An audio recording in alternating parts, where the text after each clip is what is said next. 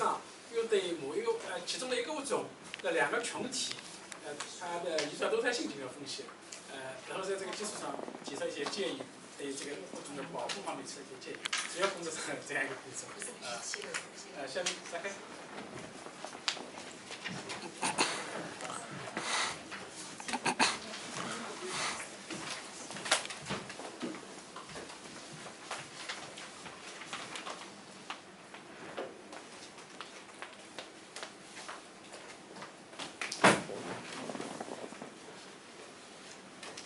Good afternoon, everyone. My name is Zac. I'm a PhD candidate in aquaculture, and today I'm going to present my results for my research project. The title of my research is Complete Mitochondrial DNA Sequences of Trilobite Fish, Oleochromis esculentus, Oleochromis variabilis, and Trabeculiae.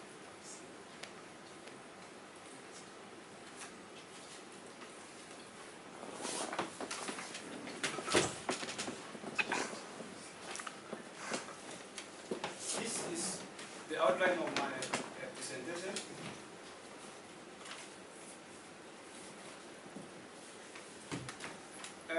This research is based on mitochondrial DNA.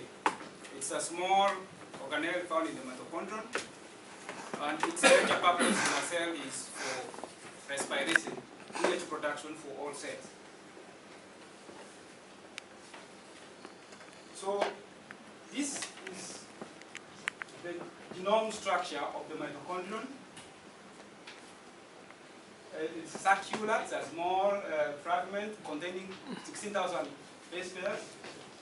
It's made up of 2 strands, a heavy and light strand, and it encodes for 37 genes. So typically, this is how mitochondrion looks like. So why mtDNA? So these are some of the properties that make it a nice and preferred molecular marker in biological studies. It is maternally inherited, does not combine during crossovers. It has a simple structure, and it is encoded and transferred from one cell to another, from one genome to another as a single unit. And it is found in many copies in a cell, as compared to the nuclear DNA. You will find so many copies of mtDNA in a cell. So it's easy to isolate and use in whatever study you want. And there is one feature in mtDNA, the build, which is highly valuable, which makes it mutate very fast. So the high mutation rate makes it a good candidate for phylogenetic studies. So what are some of the functions and applications of this organelle? It's applied in species speciation and phylogeny, conservation and management of natural resources.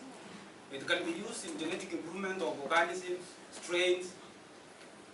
It is used in genotyping forensics, e.g. in crime. It's used in medicine to identify and discriminate diseases. And however good it is, it has its weaknesses too. So there are also limitations on how or to which you can use it. For example, if you want to have a very high quality of mtDNA, you need to have fresh samples. And having to get fresh samples may involve killing some organisms. So that is another challenge in using mtDNA. Some studies have also found some traces of mtDNA in the nucleus, so complicating the whole scenario. So these are called NUMs. And given that it is obtained from the matter, when analysis is done, usually it's like you are making observations from one lineage, from the maternal relationship. And as you transfer it as a single locus, and it's small, it may not give a comprehensive view of a whole organism's lineage. So these are some of the weaknesses we should keep in mind when we are trying to use this as a molecular marker.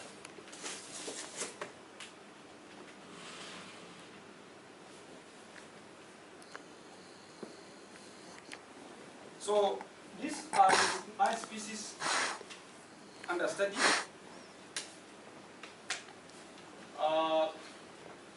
These two are native to Lake Victoria, these zone, this basin, and they are highly endangered. They have been classified by the International Commission on Endangered Species as critically endangered.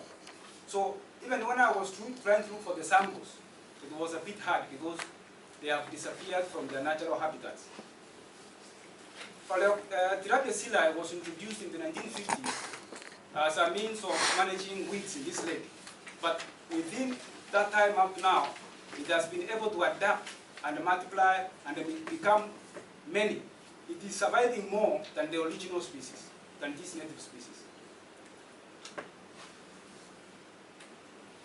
So, my statement of research is to get knowledge, use the knowledge of genomics and genetic makeup to try to discriminate and identify and locate the position of these fish species within the greater Chichilidae fish. So I sought to use genetic markers to see the position, to see the classification of these fish within the larger Tilos, within the larger fish family. So, comprehensive studies on the genetic status of these native fish has not been done, especially using molecular markers. Using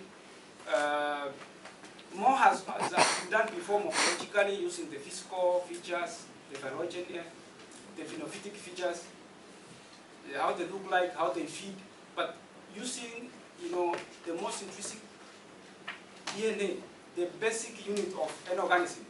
Not much studies have been done.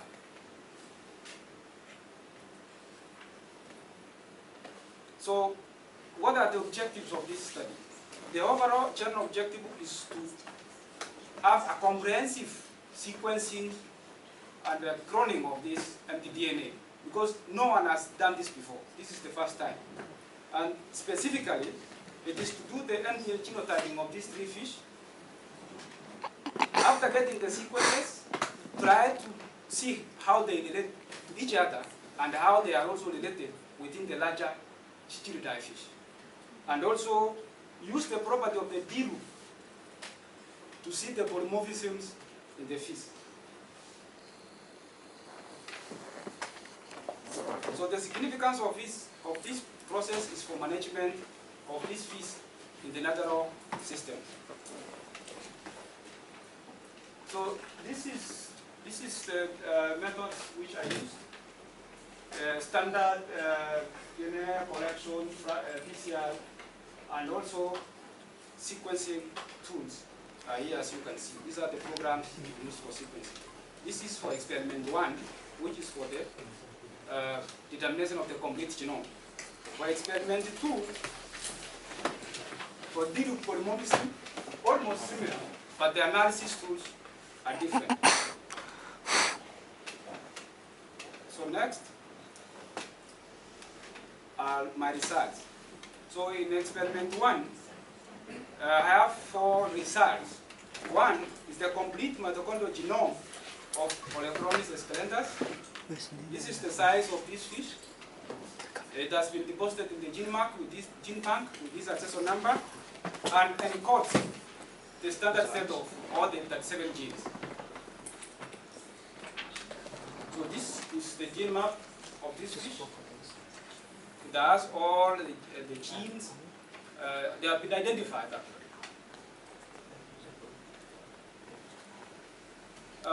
Transfer RNAs were also determined in this fish. As you can see, all the properties, how they look, have been able to be identified.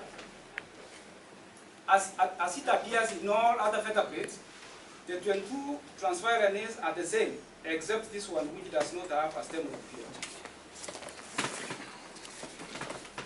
The codon usage was also determined, and in trying to translate and make proteins, leucine amino acid was the most frequently used, 16%, whereas this one is the least frequently used in protein synthesis. The non-coding region has 2 parts in this mtDNA. We have the D loop, which was 925 base pairs, and also the origin of replication, as you can see. The typical D loop was also identified in this fish with all the three conserved regions seen as shaded here. The origin of replication is the same with this conserved sequence identified. The second fish, Oleochromis phalaepiris, also had this identified, 16,625 base pair, and deposited in gene bank. This is the genome.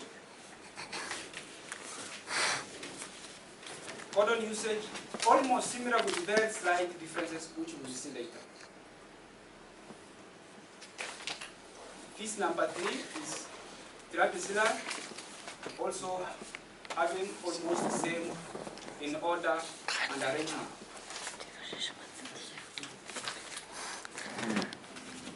This is the codon usage in Tirapicilla.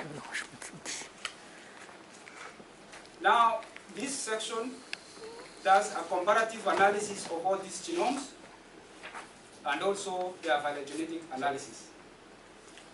The identity similarity for these three fishes is 91%. So they are very similar, with very slight differences. They all have the typical genes that are found in a vertebrate and the DNA. So the organizational look of these three fish, they are almost similar, except where I've marked in this red. For box 1 gene, the stop codon for these two is TA, while the stop codon for Tirapicilla is THE. That was what I was able to discover. They all have typical structure of ribosomal tRNA, which looks like this. This is 944 base pairs. All the 22 tRNAs were identified in these three species. They were all the same, and having this unique serine arch, looking the same in all the three fishes. In the non-coding zone, the origin of replication is similar, except this finding where some slight change in this region.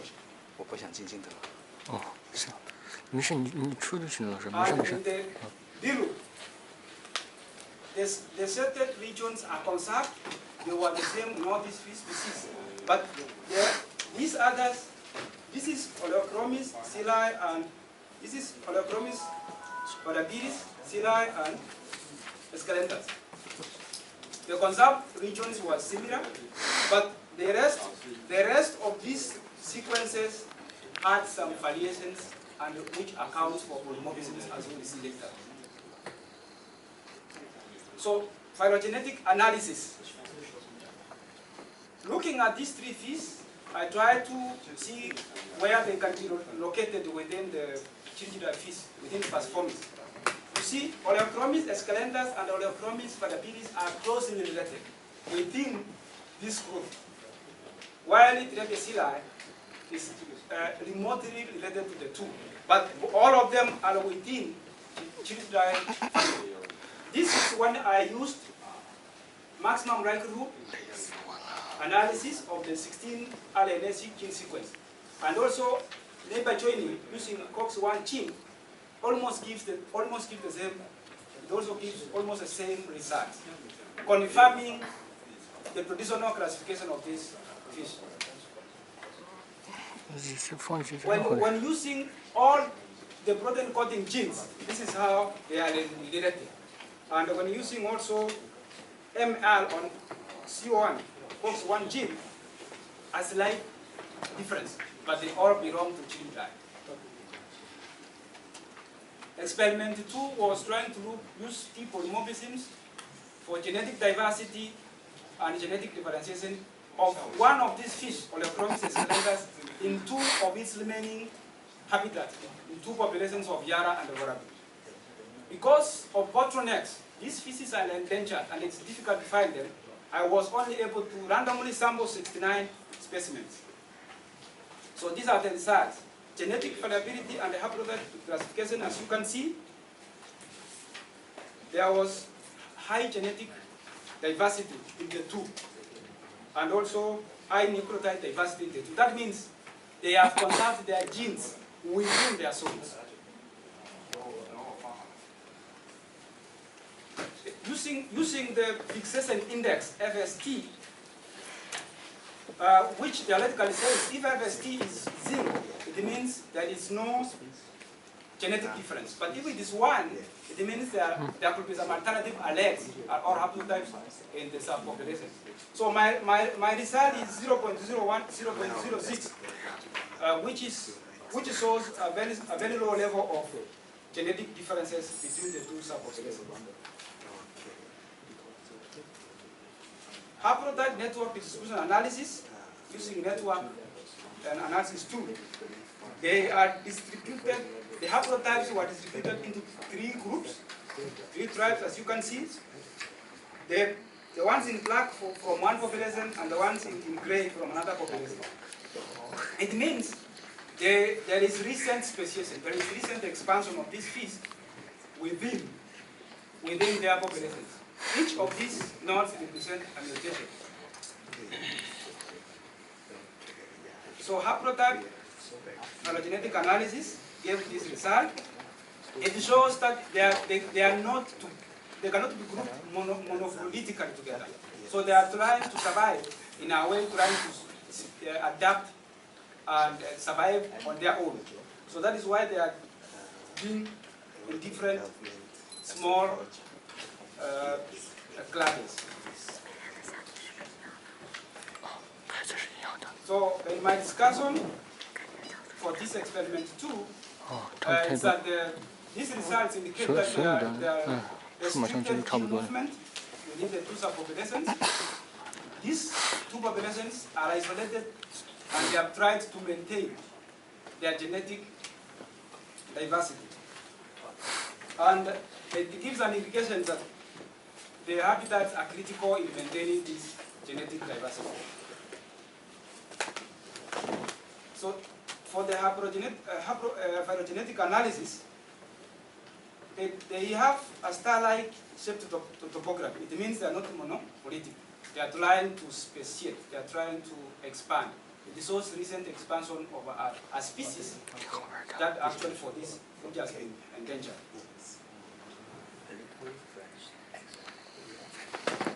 So in my conclusion is that for the first time, these 3 fish species have had their mitochondrial genome cloned, sequenced, and determined, and is now available and accessible to the public within the gene bank. Using these 3 types of phylogenetic analysis, these 3 species belong to Chirididae family, the Vascomis. It confirms and complements earlier studies, morphological relationships that have placed them together. Although the first 2, the native ones are closely, they are just sister groups, and Grabiaceae is distantly related to the first 2. In genetic diversity, the 2 subpopulations have tried to maintain the genetic diversity and the genetic integrity within their habitats. It means we need to conserve both the species and also the habitats so that we don't lose these species from the ecosystem. However, my results may not be very conclusive because I've only used mtDNA as a marker. It needs a correlation of other tools, more additional molecular data like using microsatellite, nuclear DNA, loci, biological and geographical evidence, and other molecular markers to combine and come up with a concrete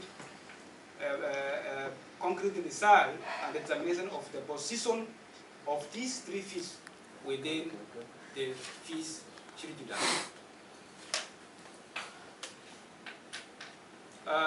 This work has resulted in one publication that has been accepted and is in the press.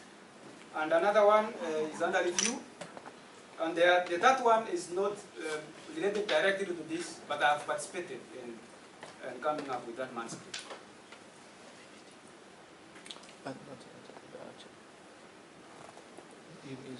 Thank you so much. I acknowledge and recognize the assistance I received from my professor, Professor Swedian, and the students and the colleagues in the molecular biology lab. Thank you so much.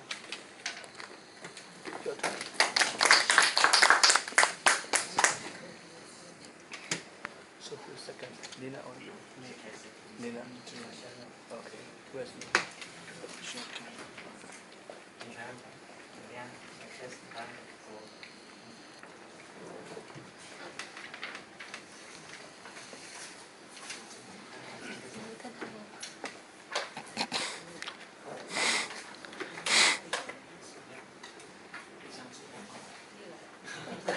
讲中文好了。老师开始翻译啊。会讲中文。都 understandable。这你们国家这几种鱼有养殖吗？Yeah, he's. You understand Chinese? No, no, I don't. 有养殖的话，就是这个采捕的时候，就是会不会受到养殖鱼的这个影响？能不能保证你这个就是这几种鱼都是采自于这个？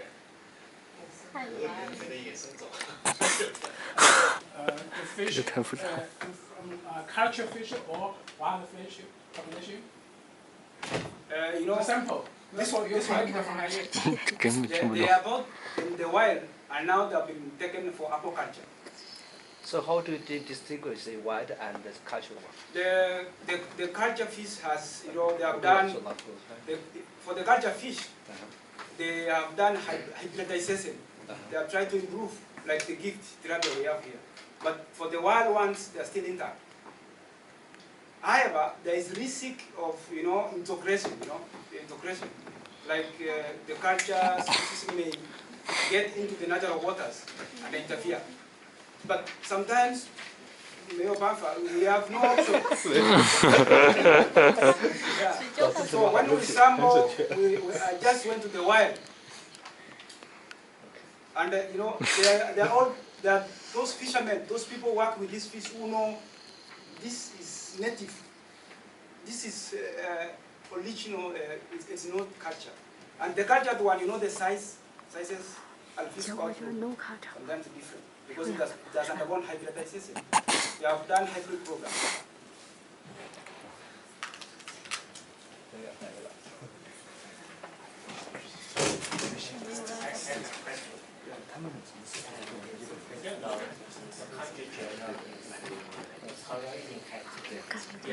他听起来也很吃力的哦。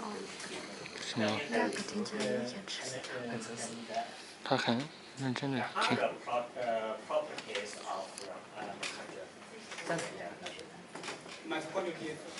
inherited properties.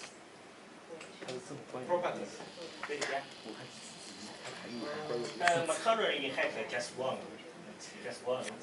You know,